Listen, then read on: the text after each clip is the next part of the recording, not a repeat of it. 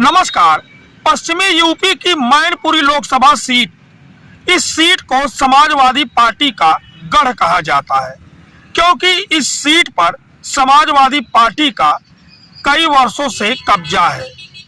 इस सीट पर नेताजी मुलायम सिंह यादव कई बार सांसद चुने गए। डिम्पल यादव जी मौजूदा समय में इस सीट पर सांसद हैं। 2024 में जब यहाँ लोकसभा का चुनाव हुआ तब वह 2,20,000 मतों से यहाँ चुनाव जीती। 2022 में जब यहाँ लोकसभा का उपचुनाव हुआ था तब डिम्पल यादव जी यहाँ 2.5 लाख मतों से लोकसभा का चुनाव जीती थी, क्योंकि नेताजी का निधन हो गया था।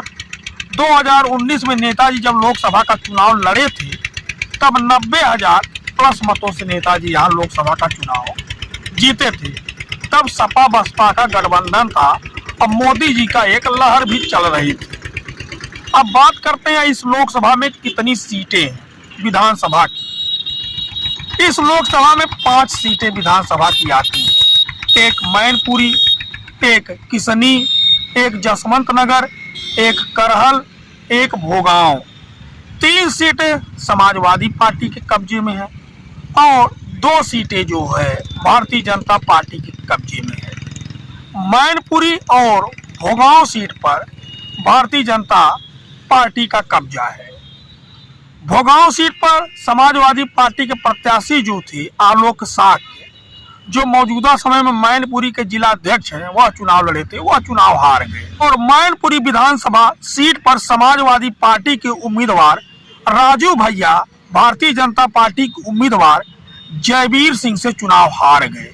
जयवीर सिंह मौजूदा समय में भारतीय जनता पार्टी की उत्तर प्रदेश सरकार में मंत्री है और 3 सीटें समाजवादी पार्टी के पक्ष में हैं।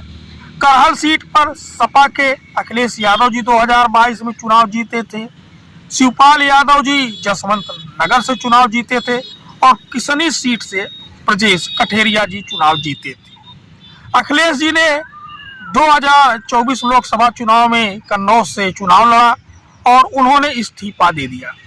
उसके बाद करहल में उपचुनाव हुआ और यहाँ से सपा प्रत्याशी के तौर पर तेज प्रताप यादव जी ने चुनाव लड़ा और अनुजेश प्रताप जी ने चुनाव यहाँ से लड़ा, जो श्री धर्मेंद्र यादव जी के बहनोई लगते हैं, उनके खिलाफ ही चुनाव लड़े।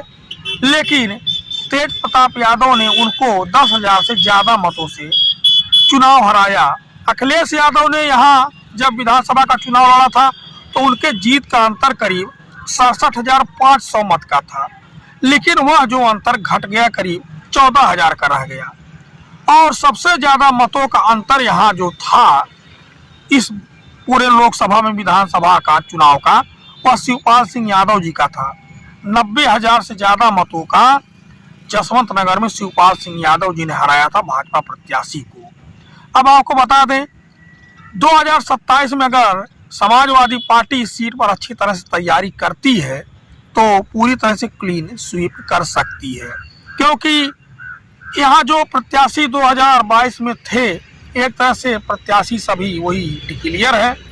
सपा एक तरह से उन्हीं को ही टिकट देगी और समाजवादी पार्टी को वह सब दिग्गज नेता, पुराने नेता शिवपाल सिंह यादव कई बार वहाँ विधायक भी चुने गए हैं। अब देखना यह है क्या अखिलेश यादव 2022 में फिर से करहल चुनाव लड़ते हैं या तेज प्रताप यादव ही करहल से चुनाव लड़ते हैं, क्या एक देखने वाली बात होगी। हालांकि करहल से कभी समाजवादी पार्टी के सोबरन सिंह यादव चुनाव लड़ते रहे हैं, उन्होंने अखिलेश जी के लिए यह सीट खाली की थी। लेकिन जो भी हो 2,20,000 मतों से डिम्पल ही चुनाव जीती हैं, तो 5 विधानसभा सीटों से वह चुनाव निकल करके आया है। तो इसीलिए जब वह वोट जो है बटेगा तो समाजवादी पार्टी की सभी प्रत्याशियों को विधानसभा में फायदा होगा।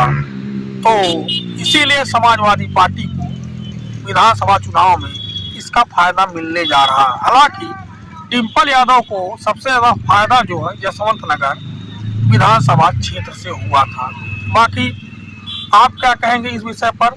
अपनी राय, अपना कमेंट जरूर दीजिएगा मैनपुरी लोकसभा को लेकर के और मैनपुरी की जो विधानसभा की 5 सीट है उसके बारे में लेकर के। धन्यवाद।